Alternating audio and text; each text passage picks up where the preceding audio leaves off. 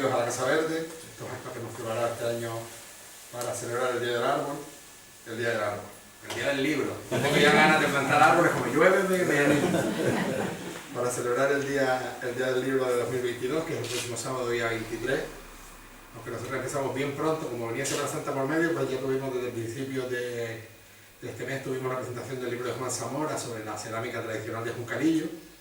Luego paramos por Semana Santa y ahora pues hoy tenemos a Pepe Julio y después la exposición de Antonio. Mañana tenemos un libro infantil a las 6 de la tarde, si se anima, que también es de medio ambiente y cambio climático, es un dragón sui generis que en vez de echar fuego genera nubes y lluvia y bueno, viene bien también para mejorar el cambio climático. Y luego a las 7:30 de la tarde, Juan José Ramos Melo, de Tenerife, un crack de las publicaciones y de la fotografía medio ambiente, tiene un blog de viajes fantásticos, de temas de naturaleza, pues nos pidió presentar su libro, Sucesos de la Naturaleza Canaria, y lo presenta mañana aquí a las 7:30 de la tarde. Si no tienen otras opciones y les apetece venirse, pues aquí les estaremos esperando. Nosotros, aunque seamos pocos, siempre vamos a estar aquí porque tenemos el empeño de que esto tiene que funcionar. Y vamos a seguir intentando hasta que el cuerpo aguante. Bueno, me dejo de política de promoción y nada, comentarles que Pepe Julio Cabrera Mujica es un hombre joven, nació en el 48, del siglo pasado, ya tiene 2 siglos ya. Es un hombre vinculado al tema de la naturaleza y los deportes en la montaña de siempre, desde que tiene recuerdos, aunque vinculado a las organizaciones desde el 70, vinculado a la organización histórica del Estado español que es ASCAN, que fue la Asociación Canaria de Amigos de la Naturaleza, que fue la primera organización que a pesar de la dictadura franquista pues consiguió con eso de Amigos de la Naturaleza y las actividades de montaña pues haber un hueco en la legislación restrictiva de aquel momento. Y aparte de militar muchísimos años en ASCAN, en el grupo montañero de Gran Canaria, el grupo universitario de montaña, pues Pepe Julio lo compaginó con su trabajo en la antigua Caja de Ahorro de Canarias y con los estudios. Pues Pepe Julio fue un hombre siempre inquieto, hizo ya con más edad geografía y hizo máster y bueno, ha seguido preocupándose por los temas de naturaleza, siempre vinculado a la protección del territorio y a conocer el territorio en el que vivimos.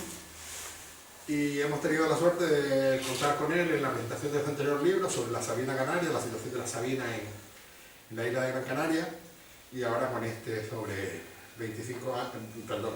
50 años de una cuestión que Pepe Julio llama la Revolución Verde, que es un poco la historia del movimiento ecologista en Gran Canaria entre el 69 y el 2019, 50 años desde esos grupos fundacionales como Unión de ASCAN o Grupo Universitario de Montaña, hasta todos los colectivos que a lo largo del tiempo pues, dieron lugar a la Federación Ecologista de MG, pasando anteriormente por el Paño y los colectivos entre los que tenemos el honor de estar. Nosotras que estamos aquí desde el año 84, aunque realmente nos legalizamos en el 86, pero nuestro bagaje histórico figura desde el 85. Bueno, Pepe Julio recogió todo eso, pidió colaboraciones también de gente de diferentes colectivos y bueno, de eso nos va a hablar esta tarde. Yo me callo, lo dejo por él, si no me enredo. Pepe Julio va a estar sin mascarilla para que le entendamos mejor, porque está la mesa bastante separada, tenemos bastante distancia. Y nada, cuando termine está abierto a las cuestiones que quieran hacerle y luego nos vamos a la sala de exposiciones para ver la fantástica colección de fotografías de paisajes y colores de Antonio Pérez. Gracias.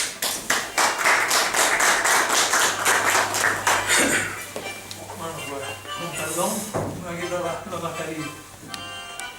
No soy muy dado a quitarme la mascarilla en sitios públicos, pero hoy voy a hacer una excepción con ustedes. Yo normalmente estoy siempre forrado. Incluso cuando vamos de montaña a buscar plantas, sigo tapado, y cuando ya dejamos el coche y tal, pues ya en el campo abierto somos muy pocos, ya vamos a buscar las plantas y esto, porque sigo trabajando el tema de la sabina, el último libro que presenté aquí. Ahora con nuevas líneas de trabajo, sí mantengo las anteriores, pero he ampliado a 5 las líneas de investigación. Entonces, no tiene nada que ver con el libro, pero me enorgullece que la revista Macaronesia, del Boletín de la Asociación de Amigos del Museo de la Naturaleza y Arqueología de Tenerife, hable del libro La Sabina, que fue presentado aquí, y lo recomiende como un libro, digamos, digno de un cierto estudio de aprovechamiento para cualquier estudioso de la Sabina. Eso ni que decir tiene que para mí Ramón fue profesor mío en la Universidad de Las Palmas, porque yo empecé con 46 años, volví a la universidad, había estudiado turismo en su día, y volví porque vi que esto era demasiado complicado como para hablar de medio ambiente sin tener una base mucho más sólida que la que yo tenía. Yo tenía mucha voluntad, tenía bastantes conocimientos, pero eran insuficientes para la envergadura de lo que estábamos metidos. Entonces, ¿qué hice? Meterme en la universidad, y de los 46 a los 50 me hice licenciado en geografía, y después, al mismo tiempo, aproveché y me hice dos másteres. Uno en gestión ambiental y otro en gestión empresarial del medio ambiente y ecoauditoría. Entonces, tuve un periplo realmente horrendo, que fue meterme en una fundación de la que salí pues, con 10.000 euros menos, porque algunos metieron la mano en el cajón y desgraciadamente los demás tuvimos que pagar el que ellos metieran la mano en el cajón. Y entonces pues de esa fundación ni hablo en el libro, porque me parece vergonzoso lo que pasó allí y las historias horrendas que sucedieron. En cualquier caso, el libro del que les vengo a hablar hoy y por el que debería haber empezado, es un poco, porque hablo yo de una memoria de una revolución verde. Primero, realmente en Gran Canaria se ha producido una revolución. No hemos sido conscientes, porque en las revoluciones estamos acostumbrados a aquella violencia, que dan tiros, esto, lo otro. Nosotros no, nosotros hemos ido pacíficos por la vida, hemos ido alterando, cambiando las cosas paulatinamente. Al principio fue extremadamente difícil, ni se imaginan lo complicado que lo tuvieron los pioneros, y no me incluyo porque yo era un mandado, vamos a entendernos. Yo hoy día tengo un conocimiento y una formación y una experiencia y demás. Cuando yo empecé era el último mono de todo, o sea, ponían todos los monos en fila y yo era el último. Y entonces eso me permitió poco a poco ir aprendiendo, porque eso, intento ser una esponja. Me rodeé de los mejores, aprendí flora con Gunther Kunkel, y yo creo que ya está dicho todo para los que sepan algo de flora, ¿no? Y realmente hubo un momento en el que él me necesitó, porque si no, él era muy selectivo a la hora de tratar a la gente, y me necesitó, y entonces yo hacía escalada y él necesitaba un escalador.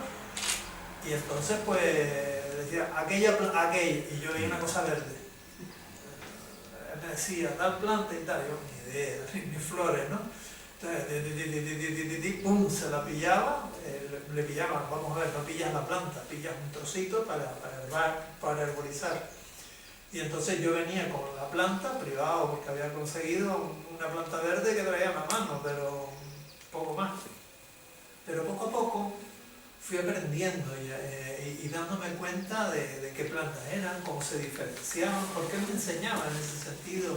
Era una persona que cuando llegué realmente a tratar era muy cercano, a pesar de la barrera que él ponía de antemano. Es decir, él pone una barrera inmensa y costaba, pero yo tuve la suerte de caer en gracia, no vale caer en gracia que sea gracioso, ¿no? Es decir, el dicho.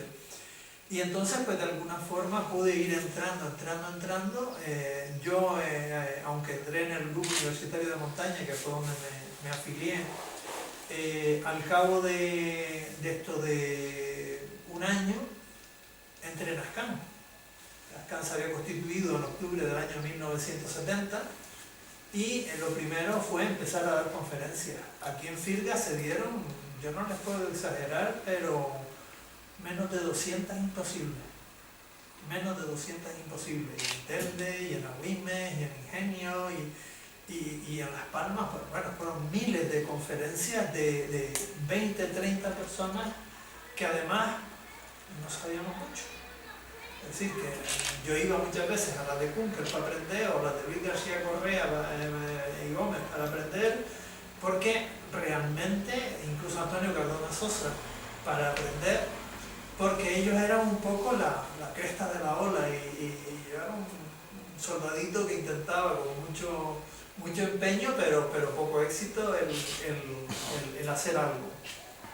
Y entonces, de alguna forma, no sé si desde la distancia les permitirá verlo, pero hay dos fotos en este libro. La de arriba, bueno, si apagamos la luz se va a ver bien, porque no es exactamente la portada del libro, pero está en la línea, ¿no? Es decir, esta era la cumbre central de Gran Canaria. Si ustedes se fijan, perdónenme que me voy a poner de pie, esta parte de acá arriba, con Venta Madaba, los moriscos allá, estas montañas que se ven aquí más difuminadas son la degollada de la Cruz de Tejeda. Entonces estamos puestos en la bola y miramos hacia Tamadaba, los moriscos y todo eso. ¿Cómo pasó la diapositiva? Ahí me perdí. Me pongo yo ahí de sí. Bueno, ahora fíjense ustedes lo que son las cosas que al cabo de los años, ahora mismo está así. Entonces podemos ver el inmenso trabajo que hemos realizado miles de gran canarios por conseguir que nuestra isla reverdezca. Es decir, los incendios pavorosos que estamos sufriendo en la actualidad se deben a que hay árboles, porque antes era imposible que hubieran incendios porque no habían árboles. Ahora hay árboles, pero claro, al haber árboles hay infiltración, no hay erosión o hay menor erosión. Empezamos a hacer captación de lluvia horizontal, oxigenamos la atmósfera y retenemos en gases de efecto invernadero, etcétera, etcétera, etcétera. Y a nivel edafológico, los suelos se están enriqueciendo porque los nutrientes que están portando los árboles de todo lo que están consumiendo están enriqueciendo de forma tal que hay determinados lugares donde empieza a verse algo de horizonte A en esos diferentes niveles edafológicos. Entonces, esto es un poco el libro. Pasa a la siguiente, por favor, Mario. Este vendría a ser la foto casi de la portada, que es el Roque Nublo, los Llanos de la Pez, con la Vieja allí y Montaña Alta en Tamadaba allá al fondo. Fíjense que por mucho que busquen no van a encontrar un solo árbol, y no estamos hablando del Paleolítico Superior, estamos hablando de los años 60, del pasado siglo. Es decir, todos nosotros hemos sido partícipes en algún momento, o algunos de nosotros, de haber visto esto. Pasa, por favor. Y en la actualidad, pues vemos que realmente el llano este, que está aquí, que era el que veíamos antes, especialmente hacia el Roque Nublo, pues está totalmente reverdecido. No tiene nada que ver. Entonces estamos hablando realmente de una revolución. Porque realmente sin violencia, simplemente con la palabra, íbamos convenciendo a un montón de personas y en montones de sitios, porque estoy hablando de la cumbre, pero puedo hablar de Filgas, puedo hablar de Galdar, puedo hablar de donde sea, que la gente empezó pim pam, pim pam, pim pam, pim pam, y la isla hoy día es una isla totalmente diferente, en lo cual ha influido, por ejemplo, la minoración de la ganadería extensiva. Sigue la intensiva y es bueno que lo haya, porque tenemos una cabaña muy interesante, pero la extensiva, el ganado va, la cabra especialmente, al mato más tierno de todos y claro, no deja crecer nada porque deja lo viejo y se come lo nuevo, entonces no es un buen negocio el que sea extensiva. ¿Pasa? Otra de las cosas que a la gente le llama mucho la atención, y especialmente a la gente más joven, es que esta zona se llame Pinos de Gáldar, pero claro, aquí lo tenemos claro. Hay estos pinos gigantescos, yo les ruego que por favor, creo recordar que es este de aquí, recuerden ese pino ahí, pasa... Y en la actualidad lo siguen viendo, solo que está metido dentro de la masa y los árboles no nos dejan ver el bosque. Sí, los pinos de Gáldar siguen estando ahí, no es que se hayan ido, es decir, que nos metemos dentro de la masa y vamos a encontrar unos gigantes que, puestos a abrazarnos, hacen falta 4 personas para poderlos abrazar. Entonces, esa es un poco la revolución. Si quieres ya te puedes retirar porque me da pego el que yo estar sin mascarilla. Bueno, pues un poco, eso es un poco en síntesis lo que, de los fundamentos en los que yo me baso para empezar un relato. Pero ese relato no va exclusivamente de temas forestales y demás, estamos hablando de miles de cosas. Estamos hablando, por ejemplo, de cuando se quiso hacer un hotel a Tamadaba, un hotel y un teleférico a Tamadaba, y cuando nos opusimos nos dijeron de todo menos bonito. Es decir, y es más, como consecuencia de que el negocio redondo que iban a hacer no se pudo hacer, defenestraron a Kunkel. Kunkel se tuvo que ir de Gran Canaria porque se le negó el agua y la sal. Todos los trabajos que hacía para el Cabildo desaparecieron y con los pequeños trabajos que él tenía en jardines y demás no le daba para vivir. Se tuvo que ir. Entonces disfrutamos de su compañía y de haberlo tenido con nosotros desde el 66, creo recordar que fue cuando ellos llegaron, pero en realidad para nosotros, para lo que nos ocupa, él en el año 70, cuando se crea SCAN, es el líder indiscutible, aunque no sea el presidente es Luis García Correa y Gómez, hijo predilecto de Gran Canaria del 2019, y posteriormente Servando López Peláez, hijo predilecto de Gran Canaria del 2019, que no nos quedaba en la cara. Pero él era un extranjero, en aquel tiempo no había Unión Europea ni nada por el estilo, y entonces fueron a por él los poderes fácticos, los que tienen las telas, se lo cargaron y nos hicieron un 7, ¿no? Porque teníamos una forma de trabajar que iba muy bien y de pronto aquello desapareció. Igual pasa exactamente, y es de aquella época también, cuando se empecinan en hacer la carretera del sur por lo que hoy día es el Tritón en la playa de La Laja, por encima de toda la arena de la playa de La Laja, y sacar la carretera a donde sale hoy día del túnel y toda la historia, tirando las casas que habían y demás. Y nosotros decíamos, no, hay que hacer túnel. Bueno, pues estuvimos con una pelea desde el 75 hasta el 88, pim, pam, todos los días, porque aquello era peleas a muerte con la administración, con una particularidad, no habían leyes.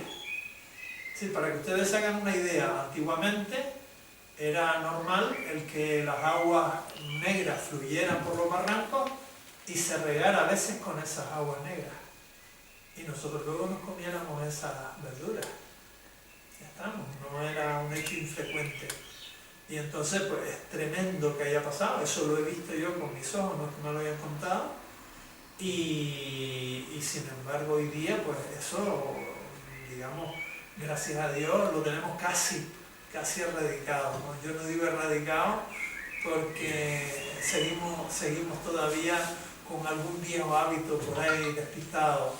Bueno, pues en ese tiempo convencer, no vencer, sino convencer de que realmente había que cambiar, había que hacerlo. Para nosotros en aquel momento quizás lo más importante fue realizar creo recordar que fue en el segundo encuentro de parques nacionales internacional del mundo, a nivel mundial en los Estados Unidos, permitió conectar al presidente de ASCAN, que fue invitado al acto, no fue pagándoselo, sino que fue invitado, esto con la élite, la creme de la creme de la creme. Y la creme de la creme de la creme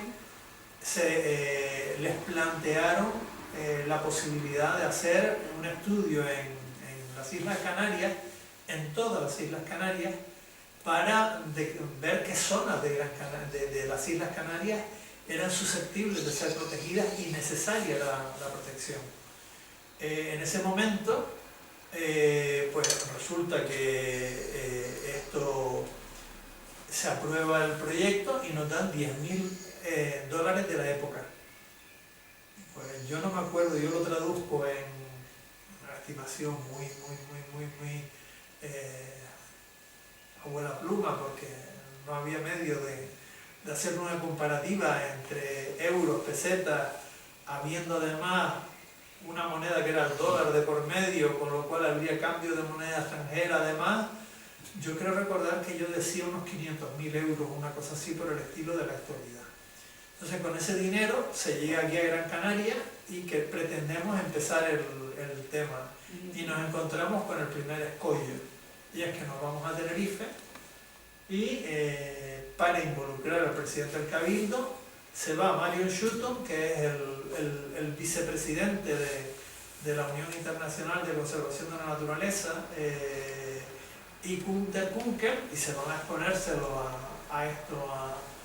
al presidente del Cabildo de Tenerife, y su sorpresa es que un destacado científico de Tenerife sale del despacho del presidente, lo tienen esperando como media hora, sale este señor y le dice: mire, el presidente del Cabildo no lo va a recibir porque esto no se va a hacer en la provincia de Tenerife. Y uno dice, los cañones contra los conejos contra las escopetas, ¿no? Si estábamos locos. La rivalidad chorra esta de chicharreros, canariones, chicharreros, había prevalecido sobre el interés científico que podía tener el tema. Bueno, pues se hizo exclusivamente el proyecto 817 de la Unión Internacional para la Conservación de la Naturaleza y del World Wildlife, creo que es el Fondo Mundial para la Vida Salvaje o algo así por el estilo, la traducción. El proyecto 817 se realiza exclusivamente en Fuerteventura, Lanzarote y Gran Canaria. Yo en el libro solo hablo de los espacios de Gran Canaria, no entro en los de Fuerteventura y Lanzarote porque no era objeto del contenido de la obra. Pero hubieron también propuestas para Lanzarote, y para Lanzarote en concreto una propuesta que fue muy interesante fue la de declarar Parque Nacional el Timanfaya. Es decir, que el estudio de flora de Timanfaya lo hizo Gunther Kunkel, como lo hizo para el Garajonay, exactamente igual, y lo hizo sin cobrar un duro, que es lo más tremendo del caso, porque al fin y al cabo la gente tiene que, normalmente tenemos el vicio de comer 3 veces al día, ¿no? Y entonces pues como este hombre trabajó, aportó, y cuando nosotros presentamos el proyecto 817, pues un montón de personas salieron a la palestra diciéndonos de todo menos bonito, porque cómo nos atrevíamos a pedir la protección de esto y la protección del roque nulo, pero ¿a quién coño se le ocurre? La protección, yo que le digo, las dunas de Maspalomas, pero ¿por qué? Y en este contexto, pues todos eran, digamos, críticas a que habíamos pedido demasiado. Entonces la alegría que tengo hoy día como ciudadano es que la Unión Europea, a través de la red Natura 2000, prácticamente el 100% de esos espacios está declarado a nivel de interés comunitario. Entonces, pues, fue una maravilla. Yo tengo un poco el vicio o la fijación de que aquellos años, como fueron los más difíciles, porque no había leyes, no había conciencia, no había nadie que te escuchara, porque hablabas de medio ambiente y yo recuerdo conferencias de donde habían 20 personas y dije que estaban bostezando, te lo tenías que tragar, era lo que había. Y tu obligación era seguir y perseverar. Y tanto he perseverado que llevo 52 años metido aquí, dándoles el coñazo. Ahí tú, mira que te veo. Me lo tomé a pecho. todavía estoy en condiciones de seguir. La segunda época, yo la vinculo al final, el final de la primera época del libro a la salida de los Juncker. Ya cambia el paradigma, ya empiezan a aparecer grupos, pues aparece la Vinca, Turcón, Cocavi, aparece el Paño que nombraba antes Mario, y entonces empezamos a ver una serie de grupos que intentamos asociarnos y tener más fortaleza porque no hay leyes. Básicamente no hay leyes, no, aunque en el año 78 la Constitución reconoce al medio ambiente digamos como una necesidad de los españoles, no hay una normativa posterior. Que esté en la Constitución no quiere decir que esté en las leyes. Entonces tenemos que esperar hasta que España entra en la Unión Europea, en lo que hoy día es la Unión Europea, en aquel tiempo no, era la Comunidad Económica Europea, esto para que realmente tengamos que obligatoriamente transcribir las leyes europeas al ordenamiento jurídico español. Y es entonces cuando cambia el tema. Nosotros empezamos con la ley de alimañas del 53, se podía matar osos, linces, esto, y tal, y de pronto pasamos a su antítesis, y es la protección del oso, del lince, no sé qué, no sé cuánto, y tal en aquellos años. De aquellos años hay montones de temas muy interesantes que están en el libro. A mí me toca de lleno uno en concreto, que es el de Bubuy, y es que la Caja de Ahorros tiene una playa que se llama Bubuy y la vende por 40 millones de pesetas. Estamos hablando de que en aquel momento se creyó que lo que se vendía eran 1.200.000 metros cuadrados. Si ustedes hacen la división de 40 millones de pesetas entre 1.200.000 metros cuadrados, verán que el metro cuadrado sale pues a 3 pesetas y pico, una cosa así por el estilo. Y yo me tiraba manos a la cabeza, fíjense que ya no me quedan pelos de todo lo que me tiré en aquel momento, esto precisamente por ello. Porque decía, bueno, ¿cómo diablos es posible que el Cabildo esté comprando a 10 pesetas en terrenos perdidos de la cumbre y en primera línea de playa no compramos a 3 pesetas el metro cuadrado? No, me opuse. Yo era el presidente de Ascan en aquel momento y me dieron cachetadas hasta en el carnet de identidad. Imagínense, no perdí, mis hijos no perdieron, digamos, los garbanzos que su padre traía a la casa, pues por canto un duro. Tuve suerte, mucha suerte, tuve una ayuda muy inesperada.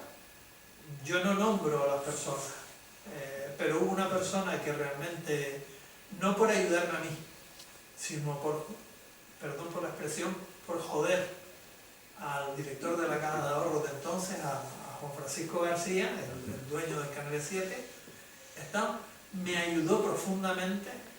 Estábamos todos los días del mundo, todos los días del mundo me llamaba, todos los días del mundo me llamaba. Yo estaba en una situación de poder tan grande que no tuvieron narices tirar por mí. Pero si no, yo me hubiera tenido que ir a la calle. Así de claro, a la calle porque me había opuesto a una barbaridad. Y me había opuesto a una barbaridad no porque sí, sino porque nosotros en el proyecto 817 teníamos considerada la playa de Bubuy como una de las que había que salvar. ¿Y qué hacía? ¿Fidelidad a mi puesto de presidente de Ascan en aquel momento? ¿O fidelidad al tema de esto, de mi fidelidad a los 17 años que en aquel tiempo llevaba la Caja de Ahorros? Pues era muy difícil y tuve que hacer el equilibrio porque yo realmente era honrado con los dos. Yo nunca me metí con la Caja en horas de oficina, pero fuera de oficina yo tenía que ser presidente de Ascan. Entonces procuraba mantener una postura muy tibia, muy compatible, en el sentido, por ejemplo, las peticiones de dinero que pedíamos, no que se, porque algunos decían que se lleven el dinero de la Caja de Ahorro, digo, no es la solución. La Caja de Ahorro es del pueblo, no es de accionistas ni nada por el estilo. Tenemos que dejarlo aquí. Entonces las cuentas se abrieron en la Caja de Ahorro, es decir, eran temas muy complicados.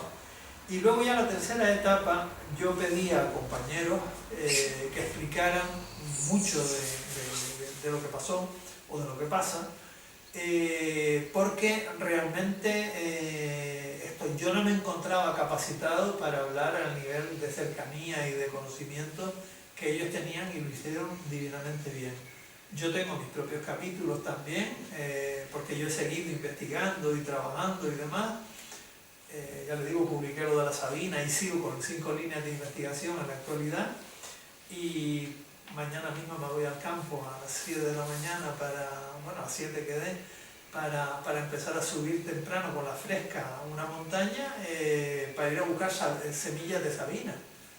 Es decir, que las sabinas están georreferenciadas, numeradas y tal, y ahora mismo pues ya estamos trabajando en el tema de las islas de dispersión, que si alguno sabe dónde hay sabinas plantadas, le agradecería que me lo dijera, porque yo lo que estoy haciendo es pasándole un listado al Cabildo de todo, dónde están las sabinas de Gran Canaria y cómo se dan en cada lugar, para que quien quiera que inicie repoblaciones sepa dónde tiene que hacerlo. No vale cualquier lugar para plantar laurisilva, no vale cualquier lugar para plantar xerofítico, no vale cualquier lugar para plantar termófilo. ¿Por qué la sabina? La sabina tiene la ventaja de que es un buen posadero, crece rápido y es un buen posadero para los pájaros. Y entonces inmediatamente el pájaro come aquí, va allá y va realizando la ornitocoria y va distribuyendo, y empiezan a nacer arbolitos por todos lados. Entonces, si no hay ganado que se coma ese pimpollo nuevo que nace, pues realmente la regeneración, lo estamos viendo en los bosques, es muy interesante. Y un poco,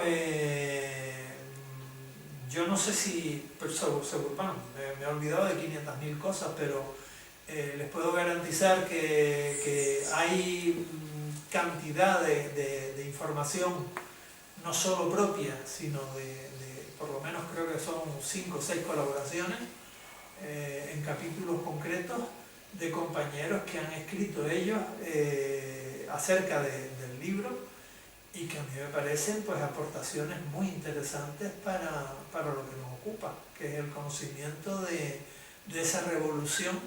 La palabra puede sonar un poco, hay quien se le chirría el pinrel cuando se dice revolución, ¿no? Porque se asocia a violencia, ¿no? Estamos hablando primero de unas memorias, son las memorias de cómo hemos evolucionado como sociedad y cómo hoy día los espacios naturales son fundamentales para nosotros. Tan fundamentales son que a mí me duele decir que nos hemos parado en el tema declarativo y que no hemos pasado de ahí, pero no hemos ido al de desarrollo de las poblaciones afectadas, ganaderos, campesinos, etcétera, etcétera, que están jodidos, por la expresión, por el hecho de que hayan espacios naturales. Están muy fastidiados por ello y sin embargo no tienen compensación económica de ningún tipo. Es decir, a la hora de declarar fui un fenómeno porque lo hice rápidamente, pero a la hora de realmente gestionar ese espacio que he declarado como una figura jurídica como muy restrictiva, las personas perjudicadas por esa situación no han sido compensadas de ninguna manera, sino simplemente pues más bien les ponen pegas por vivir en un espacio natural y lo machacan por vivir en un espacio natural, es decir, que no tiene mucho sentido. Entonces con esto yo termino y estoy abierto a cualquier tipo de pregunta que me quieran hacer.